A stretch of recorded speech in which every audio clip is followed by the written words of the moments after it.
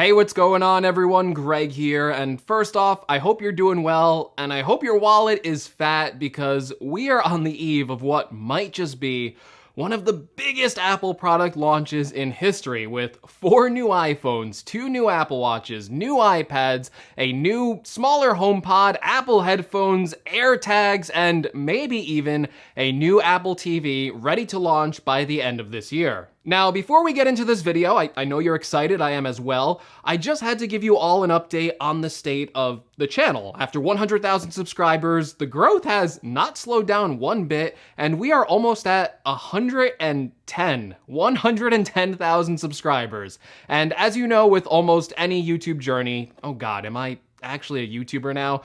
We get to unbox this, the silver play button. I kind of wanted to share this moment with my community, so the current plan is to unbox this thing during a live stream tomorrow at 1 p.m. Eastern. So hit that subscribe button, hit the notification bell if you want to be notified of that live stream, so we can experience this moment together like one big Greg's Gadgets family. All right, thank you so much, but let's get back to the reason you're here, the video. So we have a huge story coming out today courtesy of Debbie Wu and Mark Gurman over at Bloomberg. In this article, they have a huge scoop confirming some stuff my dedicated viewers of this channel probably already know, and some other new information about a plethora of products Apple is likely to announce before or at their next event. The first product is, of course, the iPhone. And listen, I've done so many videos on this iPhone 12 at this point that I won't be going over everything in this video. But let me try and do a condensed version of what we know about the iPhone 12 for new viewers who might have not seen my previous videos.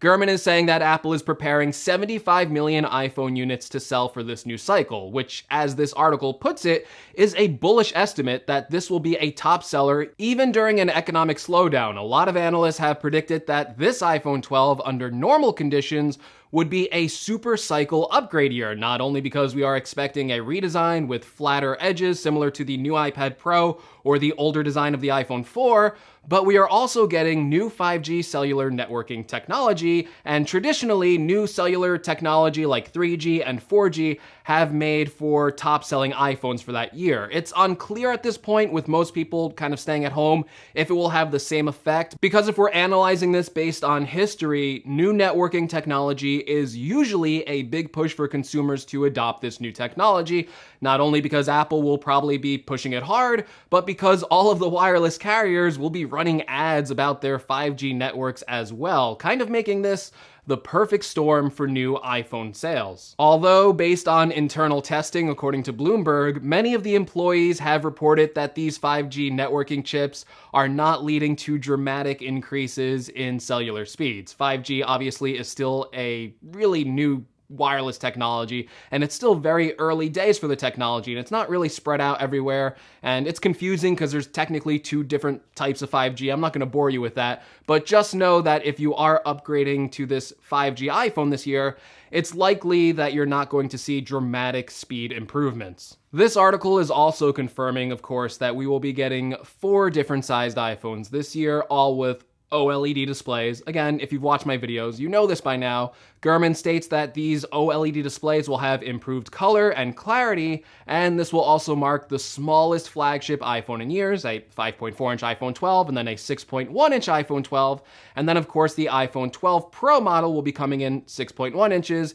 and a 6.7-inch size, which will be the biggest iPhone ever. Interestingly enough, we haven't heard too many details about the normal iPhone 12 display in terms of how it will look, or if it will even have significant downgrades when you compare it to the Pro model, but based on the wording in this report, it actually looks like all of the new iPhone 12 models will have pretty good displays. This also confirms that the normal models will still be using aluminum for the siding, while the Pro models will continue to use stainless steel, and the Bloomberg report confirms the long-held rumors that Apple will be replacing the midnight green color with a brand new dark blue color option for the Pro models. A blue color for the iPhone 12 Pro sounds like it would look really cool, and it was something a lot of people wanted the second they saw the midnight green option last year with the iPhone 11. Finally, Gurman is expecting that at least the 6.7-inch size of the iPhone 12 Pro Max will include the LiDAR scanner, the same one found on the 2020 iPad Pro. This goes against my line of thinking that both the 6.1-inch and 6.7-inch iPhone 12 Pro will have a LiDAR scanner, and I still think that both models will have it, but Gurman obviously has an excellent track record and inside information. However, he doesn't rule out the 6.1-inch not coming with a LiDAR scanner. He's just saying right now it's looking like it might only be on the 6.7-inch. The reason why I think both will come with the LiDAR scanner is because Apple really hasn't been separating features on these newer line of Pro phones. They've only really been just giving you a different screen size option. So I'm still hopeful that the 6.1-inch and 6.7-inch iPhone 12 Pro will both come with a LiDAR scanner. Of course, like I told you in previous videos, thanks of course to John Prosser's reporting, Gurman is collaborating that report that the regular iPhone 12 will ship before the Pro models sometime in October, with the Pro models then shipping after that, I'm guessing sometime in November, and again, that's what John Prosser is telling us, so that's probably likely what is going to happen. Alright, enough iPhone news, let's talk about some of these other products because there's a lot of them. So first off, Gurman is reporting that Apple is going to launch a new Apple Watch Series 6.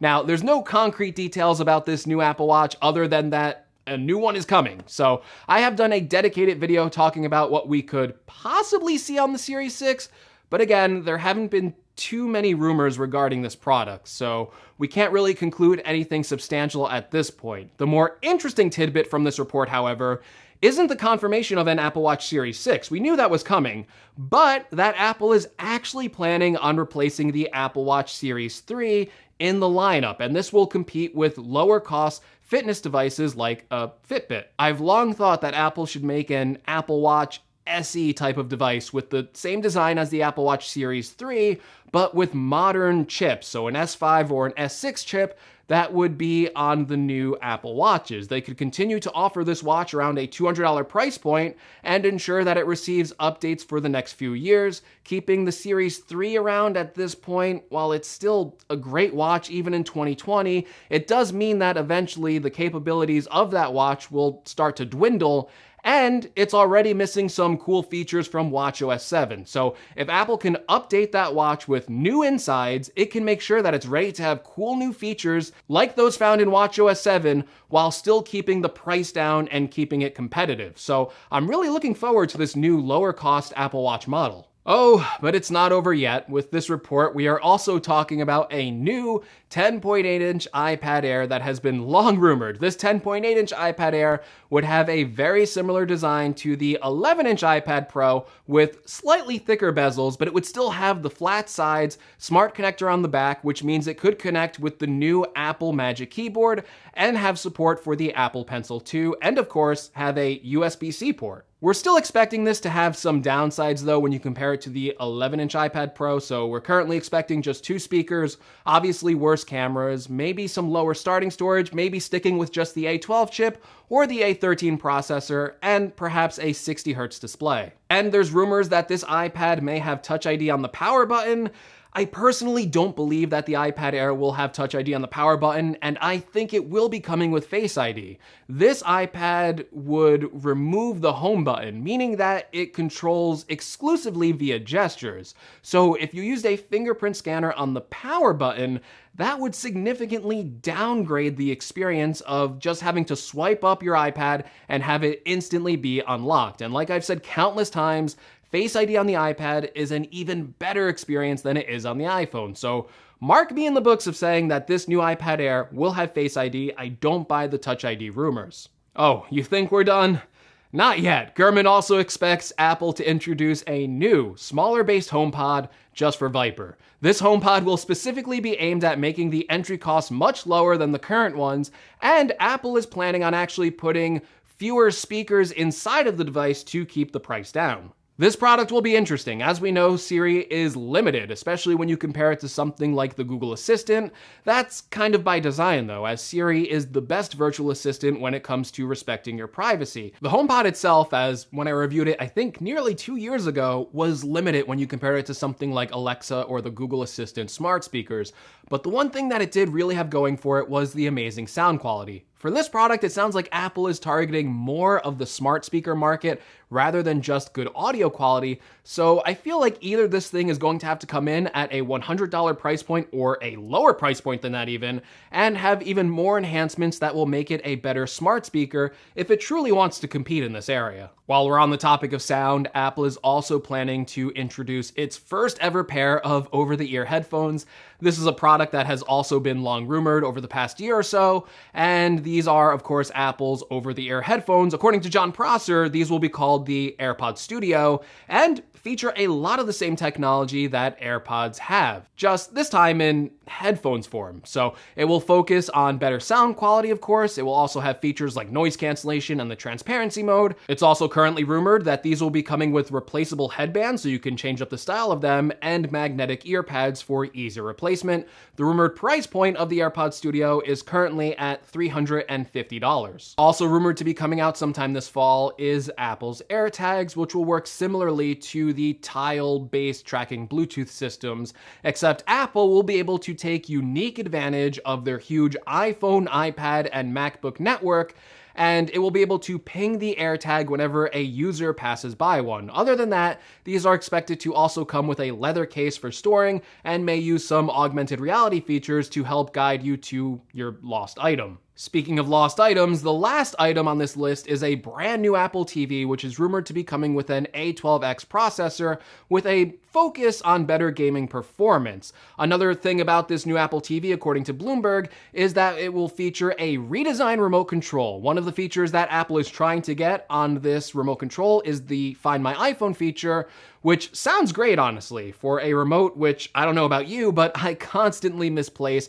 and spend a good 5 minutes looking for it every time I want to watch something, and I think that's a problem a lot of people have, misplacing the remote. So a Find My iPhone feature on a remote would be pretty cool, and you'd probably be able to ping it through using Siri. However, in this report, Bloomberg is saying that for the Apple TV specifically, that it might not actually make it for the end of 2020 and might be delayed until 2021. All right, everyone, and that's just about everything this Bloomberg report covered and confirms a lot of what I already told you to expect at Apple's next event sometime this fall. So be sure to let me know what device you are looking forward to in the comments below, and hopefully this video helped you out if you're looking for new Apple products. If it did, be sure to leave me a like. If you want to see more from my channel, well, make sure you're subscribed. If you want to help the channel out in any way, make sure you check out some of those affiliate links in the description, and don't forget to join me to unbox the silver play button tomorrow at 1 p.m. Eastern time. We're going to do a live stream. It's going to be a lot of fun, so make sure you join me there.